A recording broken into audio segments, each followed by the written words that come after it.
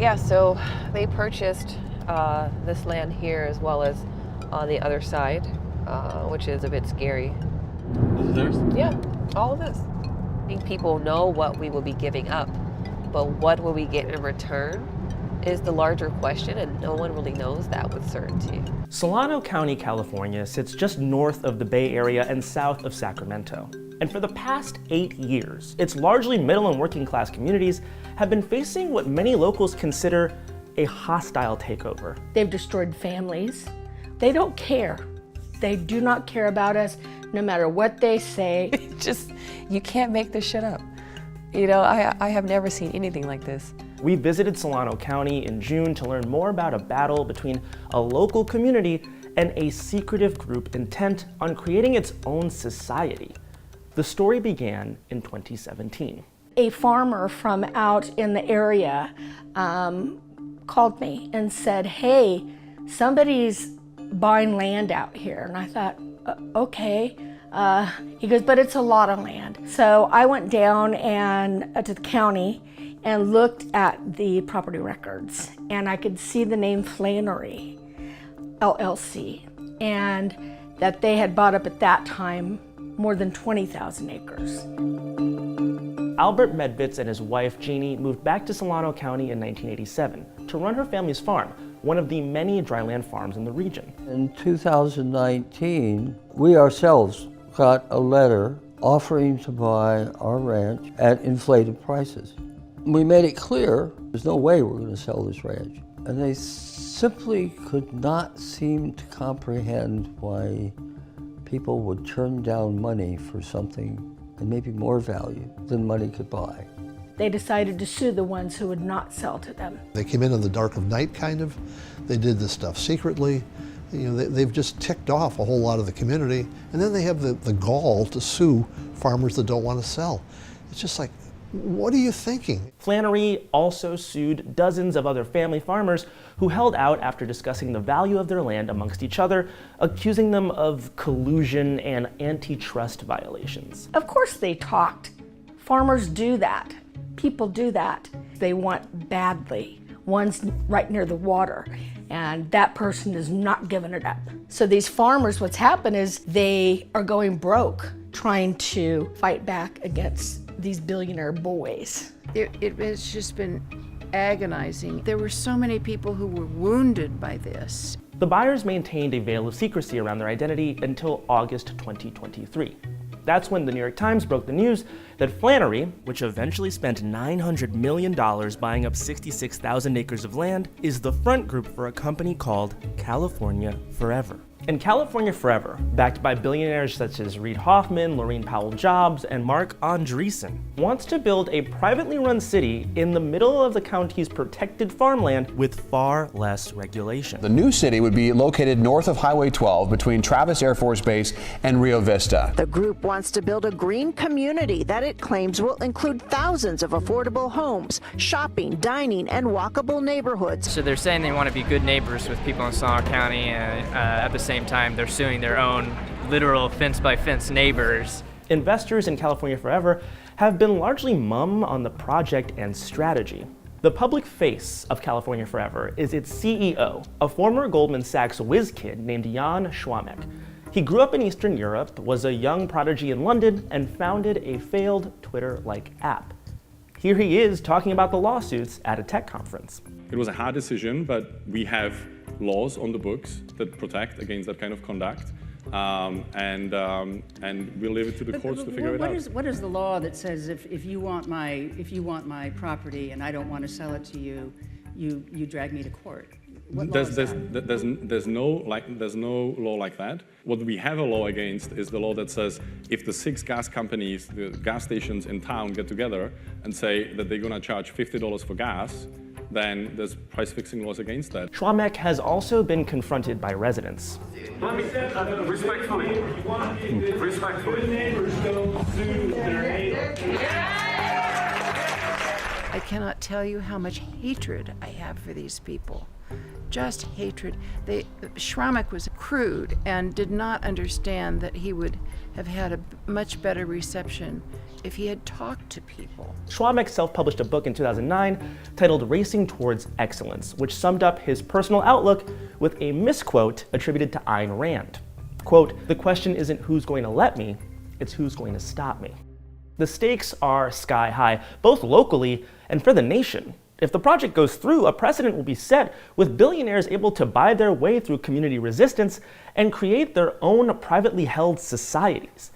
And if that sounds exaggerated, it's already in progress elsewhere. Legacy systems of governance keep individuals from reaching their full potential. Andreessen, one of California Forever's billionaire tech investors, is also an investor in a company called Pronomos, which is trying to build its own radical tech cities around the world.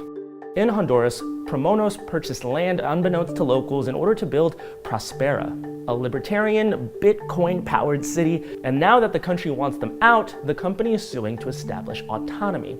Prospera has had a very negative impact on our community. But the mental stress that we are under, we don't know when our home will be taken from us.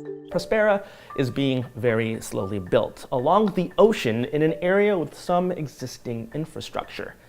California Forever brings the idea to the US with just as much mystery and libertarian zeal. I first met Jan. He came to City Hall and met with me, and I had my city manager there as well. And the one thing that's always stuck out with me in that discussion was we asked him, what kind of governance are you talking about if you're making a city? And he said, we're going to do something completely different.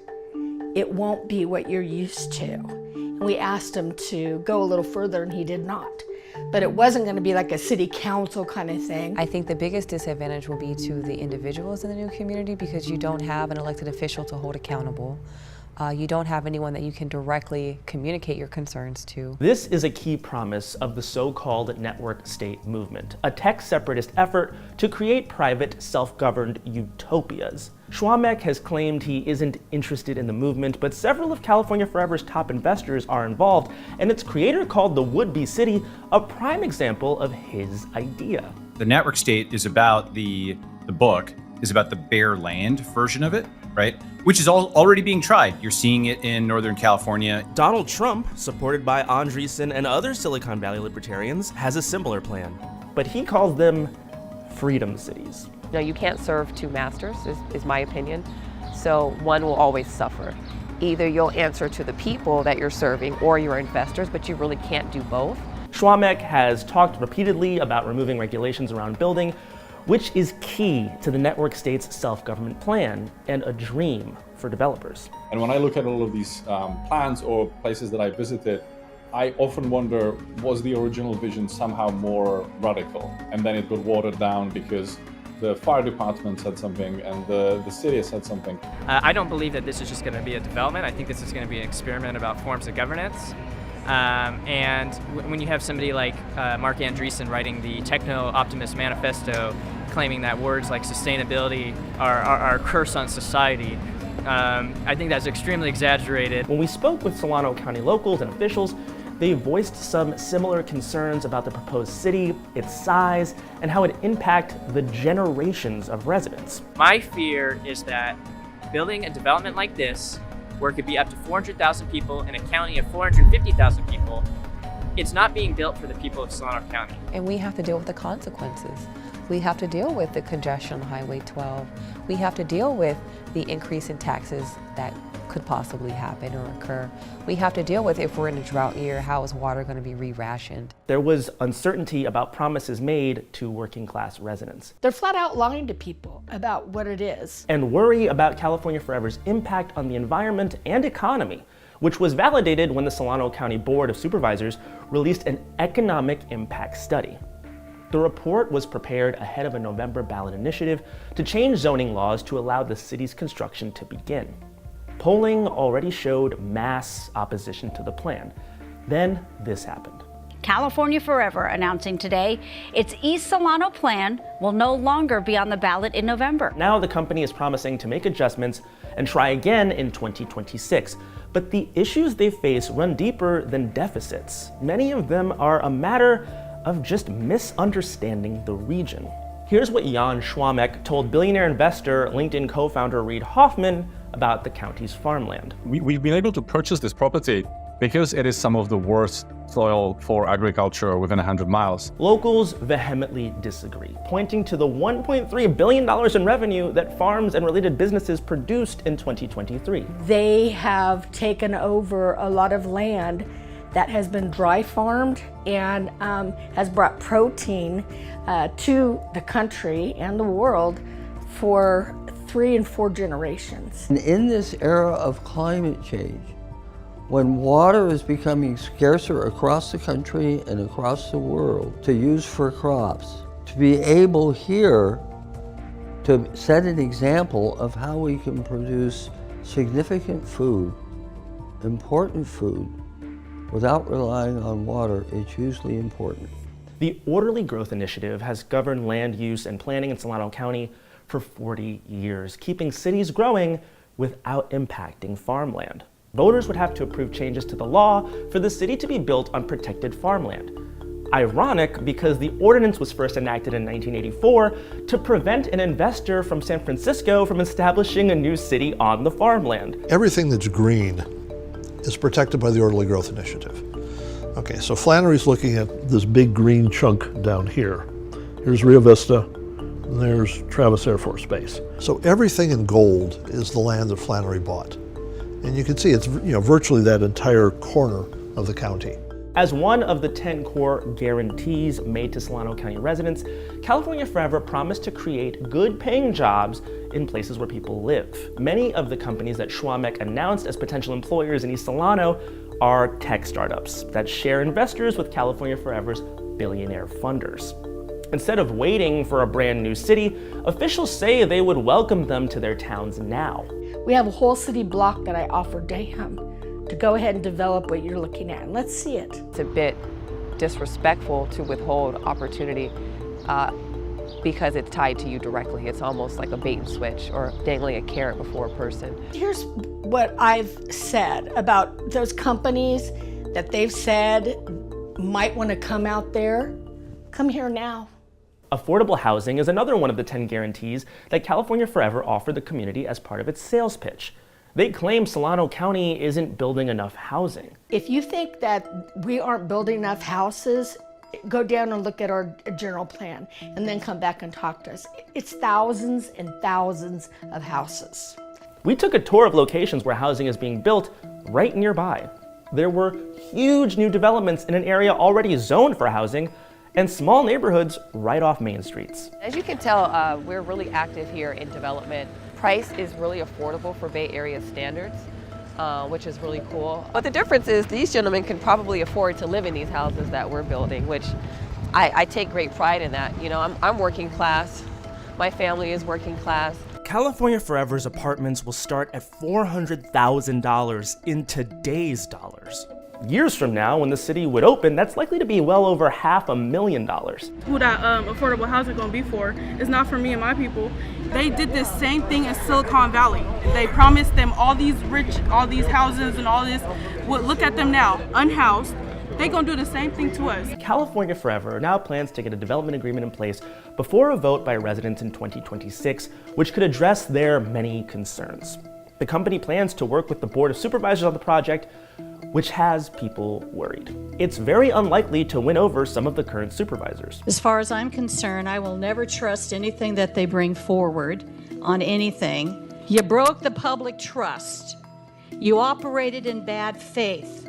You went after our farmers. The concern is that they may work to remake the board. As long as they're here, they're going to work really hard to take over our politics. They haven't done that step yet, but they're getting close. That's what the 49ers did in Santa Clara. I mean, they basically bought city council seats and to get the deal they want. The CEO of the San Francisco 49ers has spent a record $3 million on supporting 4 candidates running for a seat on Santa Clara's city council. They will do everything they can to get infrastructure money into their project to cut down their cost. The secrecy was so resented, not even $7 million in marketing could overcome it. For months, California Forever tried everything. They blanketed the highways and airwaves with ads. They promised a big sports complex and a man-made lagoon and handed out cash to small businesses and nonprofits. A lot of the people, like the garden that I work for, or just other people that I know in the community, they're saying they had to take the money because, of course, we're starving out there. When the nonprofit did not agree with the terms of receiving it, it was taken back from them. And that's a nonprofit. When California Forever decided to pull the ballot initiative, a coalition called Solano Together declared victory. Now locals must spend the next 2 years staying vigilant. This is going to be studied in history. Everything that's happening now, this is setting a precedent for, the future trajectory of what our society looks like. I have never seen true, real grassroots fight like this. I mean, it's across the board. Republicans, Democrats, does not matter, liberal, conservative. Never cared about politics in my life, but I care about farming, or I care about Travis. They're up against people who care, and that means a lot. We hope it means more than their billions. Thank you so much for watching our video. If you'd like to see more stories like this one, be sure to like and subscribe to the channel to get more Perfect Union in your feed. And if you have any ideas for stories that you would like for us to investigate, just drop them in the comments below.